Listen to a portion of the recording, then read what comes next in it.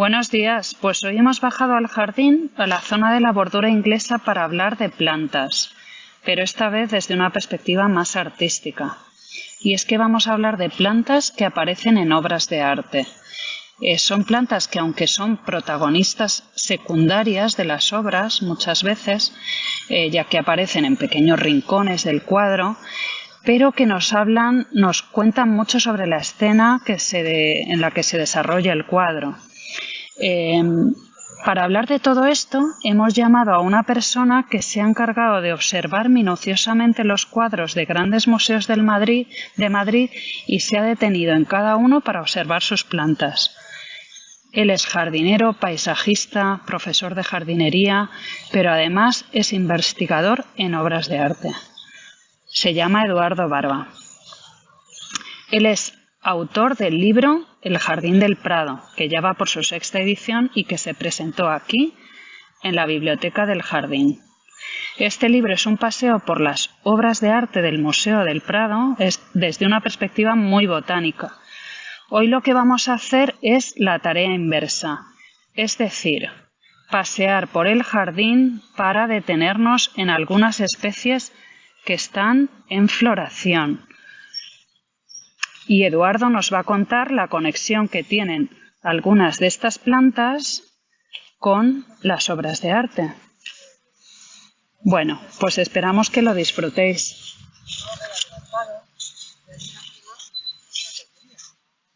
Hemos elegido dos especies hoy para hablar de ellas. Son dos especies que a mí me gustan mucho. Bueno, no hay más que ver la razón de mi afinidad por estas dos plantas. Quizás sean los colores, quizás sean las formas. Nos vamos a detener hoy a hablar del lirio amarillo y de la aguileña. Dos plantas muy especiales en jardinería.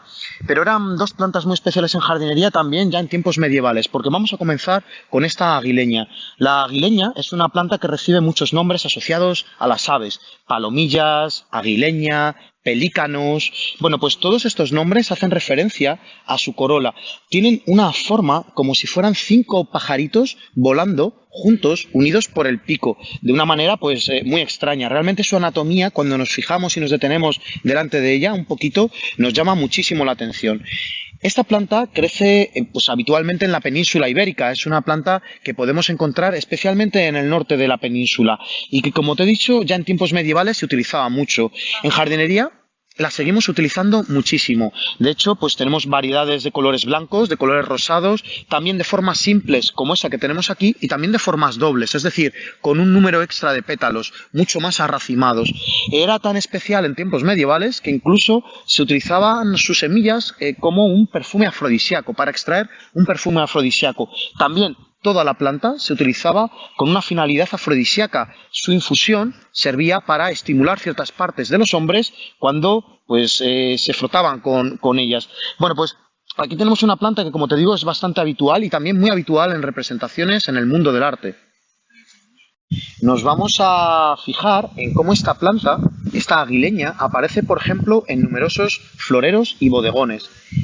En el primero en el que nos podemos detener es en el de Arellano, un pintor español del siglo XVII, de la España barroca, al que le encantaba esta flor. De hecho, aparece en muchos de sus bodegones, en una u otra posición. También podríamos relacionar con la aguileña, podríamos relacionar a otra gran pintora del norte de Europa, esta vez, de Lamberes del siglo XVII. Estamos hablando de Clara Peters. Clara Peters, en su bodegón, incluye, además de una variedad púrpura, en la parte de arriba a la izquierda del bodegón, también incluye una variedad blanca, que es también muy llamativa. Unimos a otro gran pintor español, Luis Paretti Alcázar. Con Luis Paretti Alcázar encontramos en este rococó tardío español un ramillete de flores bellísimo del siglo XVIII, donde la aguileña también se encuentra en el lado izquierdo. Pero no solo va a aparecer en óleos en el Museo del Prado, sino también la vamos a encontrar en grabados. En un grabado muy especial y muy único que tenemos en el Museo del Prado, uno de Abraham Bloemaert. Bloemaert diseña este Adán y esta Eva en el siglo XVII y la aguileña aparece justamente debajo de un águila, quizás haciendo referencia a esas dos formas tan parecidas. De hecho, hay gente que asemejaba en la forma de la aguileña con las garras de un águila. Quizás por esa razón aparece en este grabado. También nos la vamos a encontrar en una de las escenas y de una de las pinturas más famosas del arte occidental. Estamos hablando del tríptico del Jardín de las Delicias. En este jardín de El Bosco, tan llamativo, tan lleno de figuras, nos encontramos las flores de la aguileña de una manera pues, con mucha presencia, como podemos ver aquí, quizás haciendo relación con ese uso afrodisíaco del que hemos hablado con anterioridad. Pero no solo va a aparecer en estas escenas de tipo pues, más caótico, sino también en escenas con tanta paz como en esta Sagrada Familia, pintada por el maestro de Frankfurt, donde encontramos la aguileña al pie de la Virgen. Y es que, de hecho, muchas veces la aguileña aparece muy cerquita de la Virgen, por una razón, y es porque la simbología de esta planta nos simboliza el dolor de la Virgen, pero también la inocencia de esta mujer, que pues, es uno de los grandes motivos religiosos. Estamos delante del lirio amarillo, una planta que en jardinería quizás no es muy común, por desgracia, usarla, pero que cuando se usa crea estos puntos focales tan impresionantes de color, ¿no? Y también la forma, con sus hojas acintadas, lanceoladas, muy hermosas, pues tiene una personalidad realmente llamativa. Eso les debió parecer también a los egipcios. Ya en el antiguo Egipto, esta era una planta que se ofrendaba a sus propios dioses y colocaban las varas florales de esta flor, del lirio amarillo, en sus estatuas dedicadas a los dioses.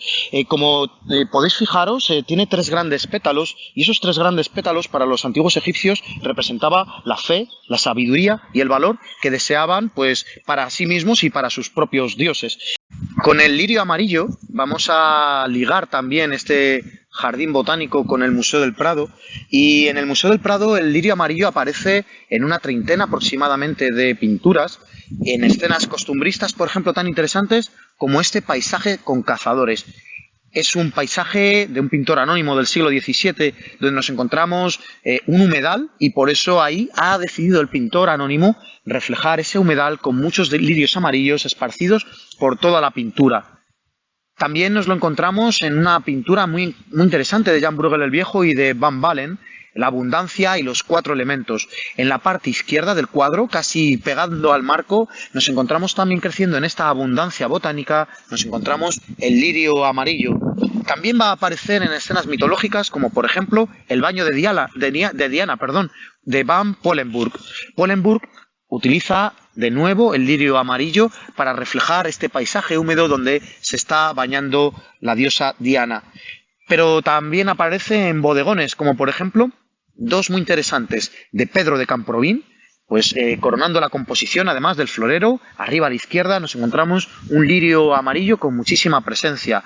O en este otro de Tomás Yepes, del pintor valenciano, donde hay que dedicarle un poquito más de atención para encontrar un lirio amarillo perdido entre medias de todo el florero.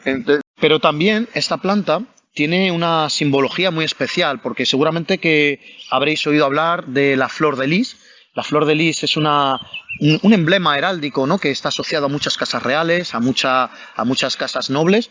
Bueno, pues aquí es una de las leyendas que se cree que esta es realmente el origen de esa flor de lis.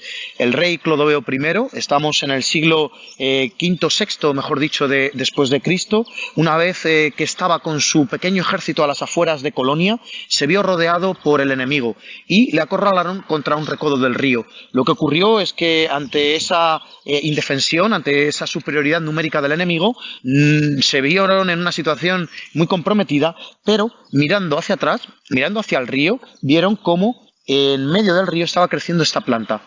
Sabemos que esta planta crece solamente en aguas someras, y también lo sabía el rey Clodoveo I, el rey de los francos, y de esa manera pudo escapar vadeando el río de sus enemigos.